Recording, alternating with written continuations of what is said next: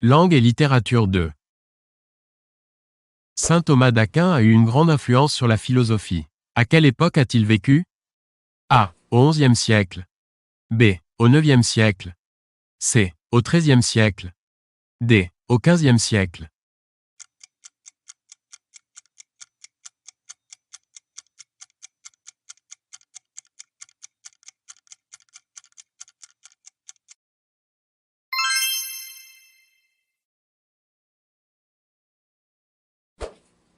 Ces hommes de lettres sont morts sans avoir atteint l'âge de 50 ans, sauf un. Lequel? A. Alexandre Dumas. B. Charles Péguy. C. Guy de Maupassant. D. Arthur Rimbaud.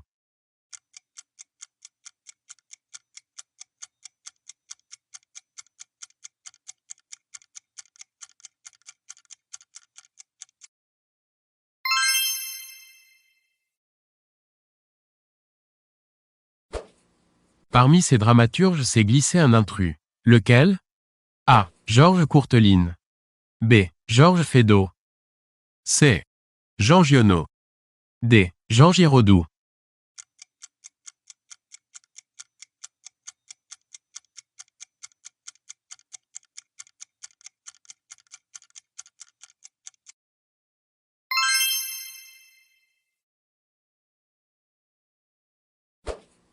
Quel est le titre du best-seller de Dan Brown?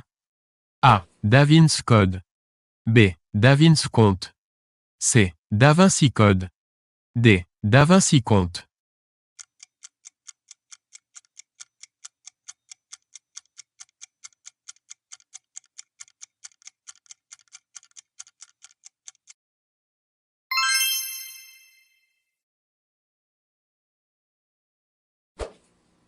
Lequel de ces termes ne désigne pas un poème? A. Aube. B. Digramme. C. Sonnet. D. Villanelle.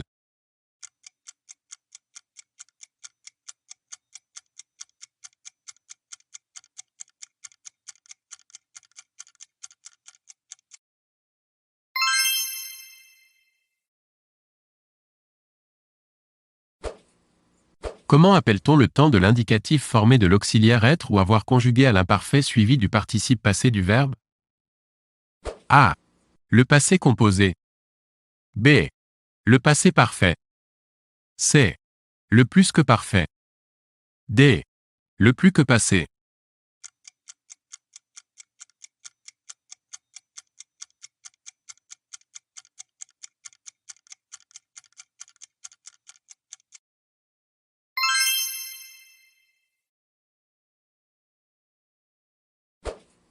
Lequel de ces mots s'écrit sans accent circonflexe?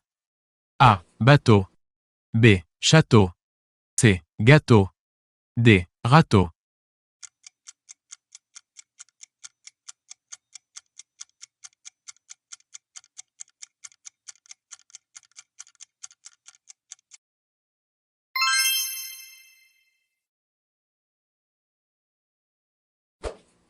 Quel est le point commun entre les noms délices, orgue et amour? A. Ils étaient féminins au XIXe siècle.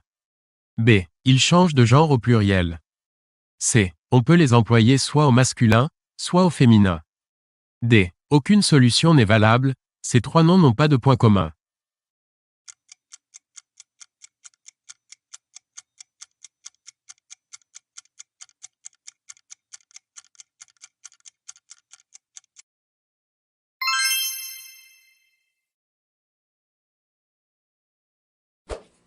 Quel nom donne-t-on au message que l'on grave sur une tombe?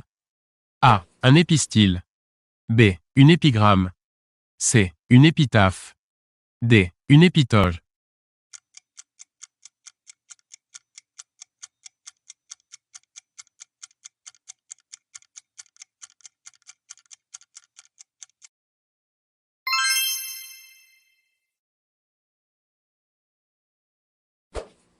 L'ordonnance de Villers-Cotterêts a imposé le français comme langue officielle en remplacement du latin. Qui l'a signé? A. Charlemagne. B. Saint-Louis.